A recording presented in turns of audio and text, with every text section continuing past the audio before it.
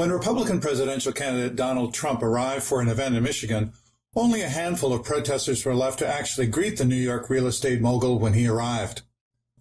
On August 11th, hundreds of supporters of Trump's candidacy had stood in line for several hours on a sunny day in southeastern Michigan until they could be seated indoors.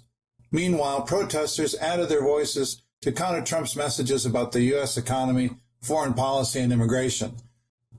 A protester was on hand at 6:30 p.m. on the side of the access road to the Birch Run Expo Center, bearing a sign that read, "Deport bigots." He claimed that as many as 400 protesters had lined the road in advance of Trump's arrival since 4 o'clock in the afternoon as Trump's fans queued up to enter the facility.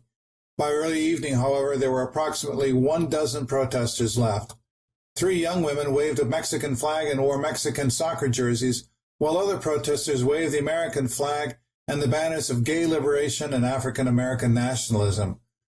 Trump arrived at approximately 7:30 p.m. Veteran Gilberto Guevara, who served in Vietnam in the 1960s, was also on hand at the protest.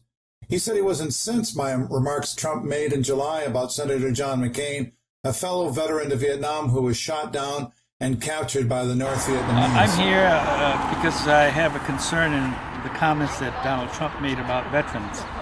More so about John McCain not being a hero, even though he was, I shouldn't say incarcerated, but he was a prisoner of war for 5 years. We've had Lieutenant Colonel Alvarez, who was a prisoner of war also in Vietnam and Hanoi for 7 years. And for him to say that he was not a hero concerned me. Guevara is a member of the GI Forum, a veterans group. As to the contending Republican and Democratic parties, Guevara said that he understands that there are differences between them. He singled out immigration, saying that a solution has been prolonged under Obama. We understand that both parties can't seem to agree on a number of things, and there's just legislations such as immigration that's been prolonged ever since Obama's been in office. If you recall, when Ronald Reagan was president, we had IRCA, the Immigration National Control Act, which allowed undocumented to at least receive permanent residency. As to the incidence of crime among illegal immigrants, Guevara affirmed that illegal immigrants are innocent until proven guilty. You catch people in the act, and then, of course, you try them, because that's the law. They're still innocent until proven guilty. Until then, they should be treated that way. Corey James, a student and adjunct lecturer at the University of Michigan, was also on hand at the small protest.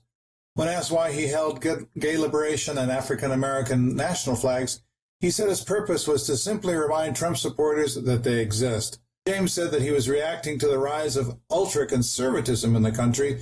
However, he agrees with Republicans on gun rights. It's very, very right-wing. It's been dragging the Democratic Party right, too.